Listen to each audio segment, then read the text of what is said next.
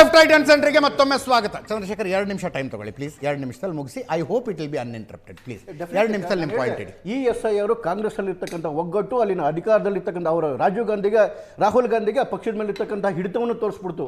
ಒಂದ್ ಕಡೆಗೆ ಅವ್ರು SIR ನ ವಿರೋಧ ಮಾಡ್ಕೊಂಡ್ಬಂದ್ರೆ, ಇಲ್ಲಿ DK ಶಿವಕುಮಾರ್ ಅವ್ರಿಗೆ SIR ಗೋಲ್ಡ್ ಸ್ಟ್ಯಾಂಡರ್ಡ್. ಈಗ SIR ಅಲ್ಲಿ ಏನ್ ಬರುತ್ತೆ ಅದೇ ವೇದ ವಾಕ್ಯ. ಅದಾದ್ಮೇಲೆ ಎರಡನೇದು ಕರೆಕ್ಟ್ ಅಲ್ಲ ಸರ್? ಈಗ ಗ್ಯಾರಂಟಿ ಫಲಾನುಭವಿಗಳೇ ಅದರಿಂದ ನಿರ್ಧಾರ ಆಗ್ತಾರೆ. ಒಂದು ನಿಮಿಷ, ಮುಖ್ಯಮಂತ್ರಿಗಳು ಅದು ಸರಿಯಾಗಿದೆ. ಬಟ್ ಏನಂದ್ರೆ ಅವತ್ತು ಬೆಳಿಗ್ಗೆ ಮುಖ್ಯಮಂತ್ರಿಗಳು ಸ್ವತಃ ತಮ್ಮ ಮನೆಯಲ್ಲೇ ಈ ಪ್ರಕ್ರಿಯೆ ಪೂರೈಸಿಬಿಟ್ಟು ಸುಲಭವಾಗಾಯ್ತು, ಇದರಲ್ಲಿ ಏನು ಗೊಂದಲಕ್ಕೆ ಅವಕಾಶ ಇಲ್ಲ ಅಂತ ಅವ್ರು ಹೇಳ್ತಾ ಇದ್ರೆ, ಅವರು ಗೃಹ ಸಚಿವರು ಬಂದ್ಬಿಟ್ಟು ನಾವು ಚುನಾವಣೆಗೆ 12 ಪ್ರಶ್ನೆಗಳನ್ನು ಕಳಿಸಿದ್ವಿ, ಅದಕ್ಕೆ ಉತ್ತರ ಕೊಡೋ ಸೌಜನ್ಯನೂ ಇಲ್ಲ, 12 ಪ್ರಶ್ನೆಗೆ ಉತ್ತರ ಕೊಟ್ಬಿಟ್ಟು ಆಮೇಲೆ SIR ಶುರು ಮಾಡಲಿ ಅಂತ ಅವ್ರು ಮಾತಾಡ್ತಾರೆ. ಅರೆ, ಮುಖ್ಯಮಂತ್ರಿಗೂ ಅವ್ರ ಸಹೋದ್ಯೋಗಿಗಳಿಗೂ ಏನೂ ಒಂದು ಸಹಮತನೇ ಇಲ್ವಾ? ಅದು ಒಂದು.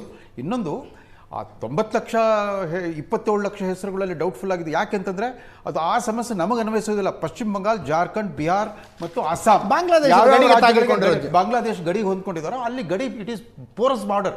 ಅಲ್ಲಿ ಇಂದಿರಾ ಗಾಂಧಿ ಅವರು ರಾಜ್ಯದಿಂದ ನಡೀತಾ ಬಂದ ಆ ಸಮಸ್ಯೆ ಬೇರೆ. ಅದನ್ನೇ ಕರ್ನಾಟಕ ಅನ್ವಯಿಸೋದಿಲ್ಲ. ಆಮೇಲೆ ಯಾರು ಇವತ್ತು SR ಶತಾಯಗತ ವಿರೋಧಿಸಿದಾರೆ, ಇವರೇ CAA ವಿರೋಧಿಸಿದ್ರು, NRC ಮಾಡಿಬಿಟ್ಟಿದ್ರು, ನ್ಯಾಷನಲ್ ರಿಜಿಸ್ಟ್ರಿ ಆಫ್ ಸಿಟಿಸನ್ಸ್ ಮಾಡಿಬಿಟ್ಟಿದ್ರೆ ಈ ಗೊಂದಲಗಳಿಗೆ ಅವಕಾಶವೇ ಇರ್ತಿರ್ಲಿಲ್ಲ. ಅದಕ್ಕೂ ವಿರೋಧಿಸ್ಬಿಟ್ಟು ದಿಲ್ಲಿಯಲ್ಲಿ ಅಷ್ಟೊಂದು ಹಿಂಸಾತ್ಮಕ ಪ್ರತಿಭಟನೆ ಮಾಡಿದ್ರು. 9 ಅಂದರೆ ನಿಮ್ಮ ದೇಶದಲ್ಲಿ ಏನು ಬೇಡವಾ? ಈಗ ಇತ್ತೀಚೆಗೆ ವಿದೇಶಾಂಗ ಇಲಾಖೆಯಿಂದ ಒಂದು ಹೇಳಿಕೆ ಬಂದಿದೆ, even passport is not the ultimate proof of citizenship. ಹಾಗಾದ್ರೆ ಪೌರತ್ವ ತೀರ್ಮಾನ ಮಾಡೋ ಕಾನೂನಿನ ಪ್ರಕಾರ ಅವಕಾಶ ಇರೋದು ಗೃಹ ಇಲಾಖೆ, ಕೇಂದ್ರ ಗೃಹ ಇಲಾಖೆಗೆ ಕೆಲವಾರು ಮಾನದಂಡಗಳಿದೆ. ಈ ಸಮಸ್ಯೆಯಲ್ಲಿ ಸಿಕ್ಕಾಕೊಂಡ್ರೆ ರಾಹುಲ್ ಗಾಂಧಿಯಿಂದನೇ SIR ಬಗ್ಗೆ ಈ ಥರದೊಂದು ಹುಯಿಲೆಬ್ಬಿಸ್ಬಿಟ್ಟಿದ್ದಾರೆ ಕಾಂಗ್ರೆಸ್ಸಿಗರು ಎಲ್ಲರೂ ಕೂಡ.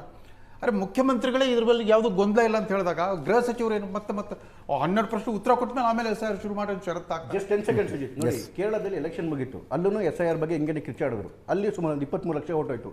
ಎಲೆಕ್ಷನ್ ಮುಗಿದು ಕಾಂಗ್ರೆಸ್ ಅಧಿಕಾರಕ್ಕೆ ಬಂದ ಮೇಲೆ ಇವ್ರದೇ MP ಶಶಿ ತರೂರ್ ಏನಂತ ಹೇಳಿದ್ರು, ಐ ಸಸ್ಪೆಕ್ಟ್ SIR ಇಂದನೇ ಕಾಂಗ್ರೆಸ್ಗೆ ಗೆಲುವು ಸಾಧ್ಯ ಆಗಿದ್ದು. ಅವ್ರು ಹೇಳಿದ್ದು ಯಾಕೆ ಅಂತ ಹೇಳಿದ್ರೆ, CPM ಎಂತ ಮಾಸ್ಟರ್ಸ್ ಅಂತ ಹೇಳಿದ್ರೆ ಒಂದೊಂದು ಹೆಸರನ್ನ 10 ಕಡೆ 20 ಕಡೆ 30 ಕಡೆ ಮಾಡ್ತಾ ಇದ್ರು. ಈ SIR ಕಾರಣದಿಂದ ಅವೆಲ್ಲ ಡೂಪ್ಲಿಕೇಟ್ ಓಟ್ಗಳು ಹೋದ್ವು, ಹಾಗಾಗಿ ನಮಗೆ ಗೆಲುವು ಸಾಧ್ಯ ಆಯಿತು ಅಂತೇಳಿ. This is the real fact. ಇಲ್ಲಿ ಮಾತ್ರ ಏನಾಗುತ್ತೆ, ಒಬ್ಬರು ಒಂಥರ ಮಾತಾಡೋದು, ಇನ್ನೊಬ್ಬರಿಗೆ SIR ವಿರೋಧ ಆಗುತ್ತೆ. ಇವತ್ತು ರಾಹುಲ್ ಗಾಂಧಿಯ ಮಾತನ್ನ ಇಡೀ ದೇಶದಲ್ಲಿ ಯಾರು ಕೇಳ್ತಿಲ್ಲ, ಇನ್ಕ್ಲೂಡಿಂಗ್ ಕಾಂಗ್ರೆಸ್ ಮೆನ್. ತೆಲಂಗಾಣದಲ್ಲಿ ರೇವಂತ್ ರೆಡ್ಡಿ ಇವ್ರು ಮಾತು ಕೇಳ್ತಿಲ್ಲ. ಇವರು ಟ್ರಂಪ್ಗೆ ಶಾಪ ಹಾಕೊಂಡು ಬರ್ತಾರೆ ರಾಹುಲ್ ಗಾಂಧಿ. ಅವರು ಟ್ರಂಪ್ಗೆ ರಸ್ತೆ ಹೆಸರಿಡ್ತಾರೆ ಇದರಲ್ಲಿ ಹೈದರಾಬಾದಲ್ಲಿ. ಹಾಗಾಗಿ SIR ವಿಚಾರದಲ್ಲಿ ಇದಾಗ್ಲೇ ಮೂಲೆ ಸೇರಿರ್ತಕ್ಕಂಥದ್ದು. ನನ್ನ ಪ್ರಶ್ನೆಗೆ ಉತ್ತರ ಕೊಟ್ಬಿಡಿ. ಯಾವುದೋ ಚೌಲ್ಟ್ರಿಲಿ, ಯಾವುದೋ ಮಸೀದಿಯಲ್ಲಿ, ಮದರಸಾಗಳಲ್ಲಿ ಇದಾಗ್ತಿದೆ ಅಂದಾಗ ನಿಮ್ಮ BLAಗಳು ಇರ್ತಾರೆ ತಾನೆ, ಆಬ್ಜೆಕ್ಟ್ ಮಾಡಬೇಕು, ಗ್ರೌಂಡ್ ಆಬ್ಜೆಕ್ಟ್ ಮಾಡಬೇಕಾದ್ರೆ ಅವ್ರು ತಾನೆ. ಸರ್, ಅವರು ಒಂದೇ ವಾರ್ಡ್ ಇರ್ತಾರೆ ಸರ್. ಯಾವ ತಮ್ಮ ವಾರ್ಡ್ ನಲ್ಲಿ ಏನಾಗ್ತಿದೆ ಅಂತ ಗೊತ್ತಿಲ್ಲ ಅವ್ರಿಗೆ. ಯಾರೋ ಹೋಗಿದ್ದು ನಮ್ಮ ಮೊಬೈಲ್ ನಲ್ಲಿ ವಿಡಿಯೋ ಮಾಡ್ತಾರಲ್ಲ, BLA ಏನ್ ಮಾಡ್ತಿದ್ದಾರೆ? ವಿಡಿಯೋಗಳು ಆಚೆ ಬಂದಿದ್ದು ಅವ್ರ ಕಾರಣದಿಂದನೇ, ನಮ್ ಕಂಪ್ಲೇಂಟ್ ಬಂದಿದ್ದು ಅವ್ರ ಕಾರಣದಿಂದನೇ. ಇವನ್ ನೋಡಿ, ಯಾವಾಗ ನಮಗೆ BLA 1 ಇದ್ದಾರೆ ಸರ್. ಈಗ BLA 2 ಗಮನಕ್ಕೆ ಬರ್ತಿದ್ದಂಗೆ BLA 1 ಹೇಳ್ತಾರೆ, ಅವ್ರ ಇನ್ ರೈಟಿಂಗು ಸಂಬಂಧಪಟ್ಟ ತಹಶೀಲ್ದಾರ್ಗೆ ಇಮಿಡಿಯೇಟ್ ಲೆಟರ್ ಕೊಟ್ಟಿದ್ದೀವಿ, ಇಂಥ ಶಾದಿ ಮಹಲಲ್ಲಿ ಅದು ಇಂಥವ್ರಿಗೆ ಸೇರಿದ್ದು, ಈ ಕಾರಣಕ್ಕೋಸ್ಕರ ಇಂಥವ್ರೇ ಮಾಡ್ತಾವ್ರೆ, ಅವರೆಲ್ಲ ಬ್ಯಾಡ್ಜ್ ಹಾಕೊಂಡು ಕೊಡ್ತಿದ್ದಾರೆ ಅನ್ನೋದನ್ನು ನೇರವಾಗಿ ತಹಶೀಲ್ದಾರ್ ಕೊಟ್ಟಿವಿ. ಅವರು ತಾಲೂಕಿನ ಅಥವಾ ಕ್ಷೇತ್ರದ ಚುನಾವಣಾಧಿಕಾರಿ. ನಂತರ ಇವ್ರು ಯಾವುದೇ ಆಕ್ಷನ್ ತಗೊಳ್ಳಿಲ್ಲ, ತಕ್ಷಣವೇ ಜಿಲ್ಲಾಧಿಕಾರಿ, ಅವರು ಜಿಲ್ಲೆಯ ಚುನಾವಣಾಧಿಕಾರಿ, ಅವರು ಕೊಟ್ಟಿವಿ, ಅವರು ಆಕ್ಷನ್ ತಗೊಳ್ಳಿಲ್ಲ. ನೆಕ್ಸ್ಟ್ ಇಲ್ಲಿ ಬಂದು ಕೇಂದ್ರ ಚುನಾವಣಾಧಿಕಾರಿ ಕೊಟ್ಟಿದ್ದೀವಿ.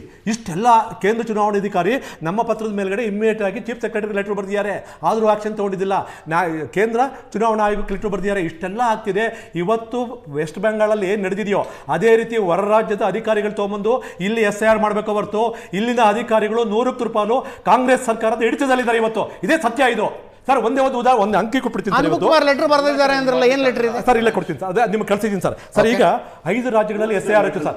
5 ರಾಜ್ಯಗಳಲ್ಲಿ SIR ಆಯ್ತು ಸರ್. ಸರ್, ಇಲ್ಲಿ ನೋಡಿ ಸರ್, ಇಲ್ಲಿ 5 ರಾಜ್ಯದಲ್ಲಿ SIR ಆಗಿದೆ ಸರ್. ಇದೊಂದೇ ಒಂದು ಡಾಟಾ ತಗೊಂಡ್ಬಿಡಿ ಸರ್. ಇದನ್ನ 5 ರಾಜ್ಯದಲ್ಲಿ ಯಾವುದೋ ಬಿಹಾರ ಆಯ್ತು ಸರ್, ಅಸ್ಸಾಂ ಆಯ್ತು, ವೆಸ್ಟ್ ಬೆಂಗಾಳ ಆಯ್ತು, ತಮಿಳುನಾಡು ಆಯ್ತು, ಮತ್ತೆ ಕೇರಳ ಆಯ್ತಲ್ಲ ಸರ್. ಈಗ ಅಲ್ಲಿ 3.25 ಕೋಟಿ ಮತದಾರರನ್ನ ಕೈ ಬಿಡ್ತಾರೆ ಸರ್. 3.25 ಕೋಟಿ ಮತದಾರರನ್ನ ಕೈ ಬಿಡ್ತಾರೆ. 3.25 ಕೋಟಿ ಮತದಾರ ಕೈ ಬಿಟ್ಟಂತ ಸಂದರ್ಭದಲ್ಲಿ ಯಾರ್ಯಾರನ್ನ ಕೈ ಬಿಡ್ತಾರೆ ಗೊತ್ತಾ ಸರ್? ಅರೌಂಡ್ 32% ಸತ್ತಂತ ಮತದಾರರನ್ನ ಕೈ ಬಿಟ್ಟಿದ್ದಾರೆ ಸರ್. ಅರೌಂಡ್ 45% ಮಲ್ಟಿಪಲ್ ಕಾರ್ಡ್, ಒಂದಕ್ಕಿಂತ ಹೆಚ್ಚಿಗೆ ಕಾರ್ಡ್ ಇಟ್ಕೊಂಡಿರೋನ್ನ ಕೈ ಬಿಟ್ಟಿದ್ದಾರೆ. ಆಮೇಲೆ ಇನ್ನು 23% ಶಿಫ್ಟ್ ವೋಟರ್ಸ್ ಮತ್ತೆ ಬೇರೆ ದೇಶವನ್ನು ಕೈ ಬಿಟ್ಟಿದ್ದಾರೆ. ಏನು ಅನ್ಯಾಯ ಆಯಿತು ಅಂತ ಸುಪ್ರೀಂ ಕೋರ್ಟ್ ಮಮತಾ ಬ್ಯಾನರ್ಜಿ ಅವರು ಕೇಳಿ SIR ನಿಲ್ಸಕ್ಕಾಗಲ್ಲ, ಕಂಟಿನ್ಯೂ ಮಾಡಿ ಅಂತ ಸುಪ್ರೀಂ ಕೋರ್ಟ್ ವರ್ಡಿಕ್ಟ್ ಕೊಟ್ಟಿದೆ. ಸ್ವತಃ ಕಾಂಗ್ರೆಸ್ ಸರ್ಕಾರ ಇವತ್ತಿನಿಂದ ಗೃಹ ಜ್ಯೋತಿ ಯೋಜನೆ SIR ಶುರು ಲಿಂಕ್ ಮಾಡ್ತಾವ್ರೆ. ಗೃಹ ಜ್ಯೋತಿ ಯೋಜನೆ ಸರ್, ಗೃಹ ಜ್ಯೋತಿ ಒಂದೇ ಅಲ್ಲ, ಆಲ್ದೇ ಗ್ಯಾರಂಟಿ ಸರ್, ಆಲ್ದೇ ಗ್ಯಾರಂಟಿಗಳಿಗೆ SIR ಮೂಲ ದಾಖಲೆ ಇವರಿಗೆ. ಇವರು ಇಬ್ಬಂದಿತನ ಇಲ್ಲೇ ಕಾಣಿಸ್ತಾ ಇದೆ. ಕಾಂಗ್ರೆಸ್ ಸರ್ಕಾರಕ್ಕೆ ಇಬ್ಬಂದಿತನ ಸ್ಪಷ್ಟವಾಗಿದೆ. ಲೆಕ್ಕ ಹಾಕೊಳ್ಳಿ. ಇವರಿಗೆ ಡಿಲೀಟ್ ಮಾಡ್ಲಿಕ್ಕೆ SIR ಬೇಕು, ಸೇರ್ಸ್ಲಿಕ್ಕೆ ಯಾವ್ದು ಬೇಕು ಹೇಳ್ತಾ ಇಲ್ಲ. ಉತ್ತರ ಪ್ರದೇಶದಲ್ಲಿ 2 ಕೋಟಿ ಕಟ್ಟಾಗಿದೆ. ತಮಿಳುನಾಡು 70 ಲಕ್ಷ ಕಟ್ಟಾಗಿತ್ತು. ಇವ್ರು ಎಲ್ಲಿ ಸೋಲ್ಬೇಕು ಅಂತ ಡಿಬೇಟ್ ಹಾಳು ಮಾಡಿದ್ರಲ್ರಿ. ನಾವು ಹಾಳು ಮಾಡಿಲ್ಲ, ಸತ್ಯ ಹೇಳಿದ್ರೆ ಎದೆಗೆ ಬಂದು ಹೊಡೆದ್ರು ಅಂತ ಹಂಗಾಗಿದೆ ಕತೆ. ನಿಮ್ಗೆ ಬೇಕಾಗಿರೋದು ಕಾಂಗ್ರೆಸ್ ವಿರುದ್ಧ ಮಾತಾಡ್ಲಿಕ್ಕೆ ಕೂತಿಲ್ಲ ನಾನು ಇಲ್ಲಿ. ನಾವು ಹೇಳ್ತಾ ಇದೀವಿ ತಪ್ಪು ಮಾಡಿದ್ರೆ ತಪ್ಪು ಅಂತ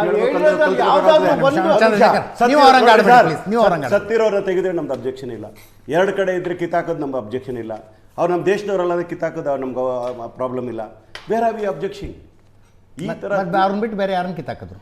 ಯಾರನ್ನ ಬೇಕಾದ್ರೂ ಕಿತ್ತಾಕಿ ಯಾರನ್ನ ಕಿತ್ತಾಕಿದ್ರು ಅಂತ ಕೇಳ್ತಾ ಇದ್ದೀನಿ. ಈಗ ಲಿಸ್ಟ್ ಸತ್ತಿರೋರು 2 ಕಡೆ ಅಡ್ರೆಸ್ ಬಿಟ್ಟವರು ಇದ್ದವರು ನಮ್ಮ ದೇಶದವ್ರನ್ನ ಬಿಟ್ಟು ಬೇರೆ ಯಾರನ್ನ ಕಿತ್ತಾಕಿದ್ರು? ಇಲ್ಲ ನಿಮ್ಗೆ ಎಲ್ಲ ಸತ್ಯ ಅನ್ನೋದಾದ್ರೆ ಸುಪ್ರೀಂ ಕೋರ್ಟ್ ಹೇಳಿದ ಮೇಲೆ ಲಕ್ಷಾಂತರ ವೋಟರ್ನ ಯಾಕೆ ವಾಪಸ್ ಸೇರಿಸ್ಕೊಂಡು? ಬಿಹಾರದಲ್ಲಿ ಒಂದೇ ಒಂದು ಕಂಪ್ಲೇಂಟ್ ಇನ್ನೊಂದು ಪ್ರಶ್ನೆ ಒಂದು ಮಾಡಕ್ಕಾಗ್ಲಿಲ್ಲ.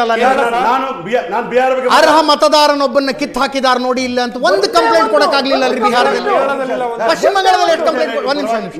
ಪಶ್ಚಿಮ ಬಂಗಾಳದಲ್ಲಿ ಎಷ್ಟು ಕಂಪ್ಲೇಂಟ್ ಕೊಟ್ರಿ ನೀವು? ನಾನು ನಿಮ್ಮನ್ನ ಕೇಳಿದ್ರೆ ಉತ್ತರ ಕೊಡಿ. ಪಶ್ಚಿಮ ಬಂಗಾಳದಲ್ಲಿ ಎಷ್ಟು ಕಂಪ್ಲೇಂಟ್ ಕೊಟ್ರಿ? ಕೇರಳದಲ್ಲಿ ಎಷ್ಟು ಕಂಪ್ಲೇಂಟ್ ಕೊಟ್ರಿ? ನೋಡಿ ಸರ್, ತಮಿಳುನಾಡಿನಲ್ಲಿ ಎಷ್ಟು ಕಂಪ್ಲೇಂಟ್ ಕೊಟ್ರಿ? It is not how many complaints, it is what supreme court has said. Supreme court ಯಾವ ಆಧಾರದ ಮೇಲೆ 30 ಲಕ್ಷ ಜನರ ವಾಪಸ್ ಸೇರಿಸಿದ್ರು? ಎಲ್ರಿ ಸೇರಿಸ್ತು ಇದ್ರ ಮೇಲೆ ಇಲ್ಲ ಅಂದ್ರೆ ನಾನು ಕೊಡ್ತೀನಿ. ಎರಡನೇದಿರಿ ಕಾಂಗ್ರೆಸ್ ಸತ್ತಿರೋ ರೋಡ್ನ ಕಂಟಿನ್ಯೂ ಮಾಡಿದ್ವಿ. ನಾವೇನಾದ್ರು ಸರ್ 2 ಕಡೆ ಇರೋರ್ನ ನಾಗರಾಜ್ ಯಾದವ್ ನಾನು ಕೇಳ್ತಾ ಇರೋದು, ಬಿಹಾರದಲ್ಲಾಗಿದೆ, ಪಶ್ಚಿಮ ಬಂಗಾಳದಲ್ಲಾಗಿದೆ, ಕೇರಳದಲ್ಲಾಗಿದೆ, ತಮಿಳುನಾಡಿನಲ್ಲಾಗಿದೆ. ಒಬ್ಬ ಅರ್ಹ ಮತದಾರ ಈಗಲೂ ಕೂಡ ಕೇಳಿಸ್ಕೊಳ್ರಿ ನಾಗರಾಜ್ ಯಾದವ್ ಕೇಳಿಸ್ಕೊಳ್ರಿ. ಒಬ್ಬ ಮತದಾರನ ಕರ್ಕೊಂಬಂದು ನಿಲ್ಲಿಸ್ರಿ. ಇವನೊಬ್ಬ ಅರ್ಹ ಮತದಾರ, ಈತ ಭಾರತದಲ್ಲಿ ಹುಟ್ಟಿದ್ದಾನೆ, ಭಾರತದಲ್ಲಿ ಬೆಳೆದಿದ್ದಾನೆ, ಇವನ ಹೆಸರು ವೋಟರ್ ಲಿಸ್ಟ್ ನಲ್ಲಿ ಇಲ್ಲ ಅಂತ ಒಂದು ಹೆಸರು ಒಬ್ಬನ ಕರ್ಕೊಂಬಂದು ತೋರಿಸಿ. ಕರ್ನಾಟಕ ಆದ್ಮೇಲೆ ತೋರಿಸ್ತೀವಿ ನಾವು. ಅಲ್ಲಿ ಯಾರು ಇರ್ಲಿಲ್ವಾ? ನೋಡ್ರಿ, ಅಲ್ಲಿ ಯಾರು ಇರ್ಲಿಲ್ವಾ? ಅಲ್ಲೂ ಕೂಡ ಕೋರ್ಟ್ಗೆ ಹೋಗಿದ್ದಕ್ಕೆ ಆ ಜನ ವಾಪಸ್ ಪ್ರೂಫ್ ಅಲ್ವಾ? ಒಂದ್ ನಿಮಿಷ ಪ್ರೂಫ್ ಅಲ್ವಾ? ನಮ್ಮ ರಾಜ್ಯದ ಮುಖ್ಯಮಂತ್ರಿ ಹೇಳ್ತಾರೆ ಎಲಿಜಿಬಲ್ ವೋಟರ್ಸ್ಗೆ ಬೆನಿಫಿಟ್ ಇದೀವಿ. ನೇರ ದಿಟ್ಟ ನಿರಂತರ ಸುದ್ದಿಗಾಗಿ ನೋಡ್ತಾ ಇರಿ ಏಷ್ಯಾನೆಟ್ ಸುವರ್ಣ ನ್ಯೂಸ್.